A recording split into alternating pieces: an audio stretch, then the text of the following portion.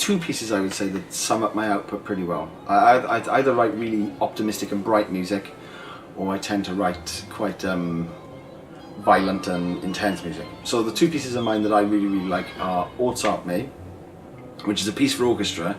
It's had a bit of a shady history through performances because I've revised it so many times, but I think it reflects so much of my other music, draws on the things I do in that piece. It's definitely my favourite musical idea. It's something I'm still working on. I'm constantly hustling to get a performance from an orchestra of that piece again. I think it's been performed 2 or 3 times now, but it's just one of those pieces that I've never quite got right, but permeates everything I do.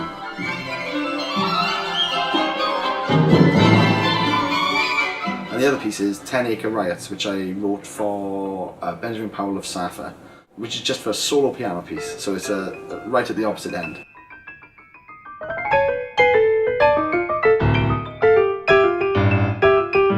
That piece is political, particularly involved with the politics of South Wales and violence and poverty of those areas historically and currently. They are themes that are present in the majority of my works, I would say. It's something that I write about a lot.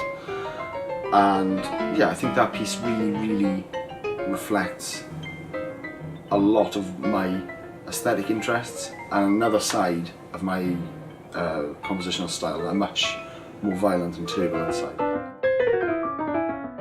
So I grew up in South Wales, which is filled with brass bands, as everyone knows. So Cerdd town have a really great brass band that have done fantastically well over the years. So my first musical experiences were going to the band room in Cerdd town and just learning to play cornet.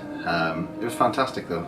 I think that's what fostered a lot of technique for me. Just sitting down and someone saying, this is how you do this, play in front of these people, someone just sort of being really casual or confident about it. So that was my first musical experience.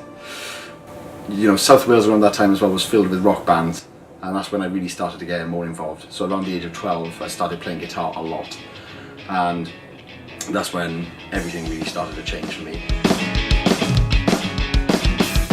There were a lot of local bands that took it incredibly seriously and knew a lot about production processes, writing processes, performance, development, and it was incredible. For what was basically an amateur musical movement, these people were phenomenally good and phenomenally interested in improving their craft. So both of those things really were just kind of amateur music making that completely changed the way I thought about music and pushed me to be a musician.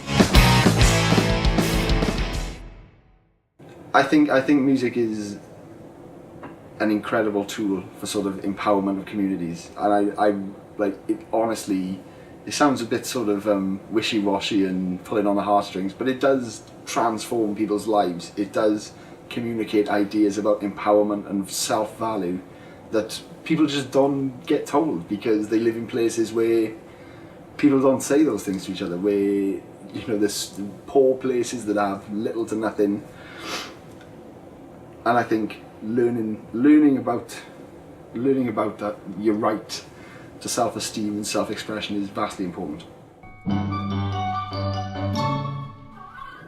That's what I like most about composing really, is that sense that you're distracting yourself by following these creative avenues. You sort of find an idea and you just wobble it around on the piano for half an hour and then you don't even use it. That's quite a lot of fun, and I ended up getting quite a lot of music that way actually. I wrote a theme and variations on Happy Birthday in Prague earlier in 2017, and there was 3 bars right at the end of the final variation that I don't know why, I just kept playing at the piano. I just enjoyed playing those 3 bars, and I've ended up making about 15 minutes of music out of it.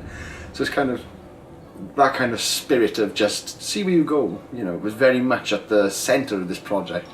It was all about following these thoughts and ideas and just exploring them and playing around with them. So I think distraction, a very productive form of distraction, was essential to this.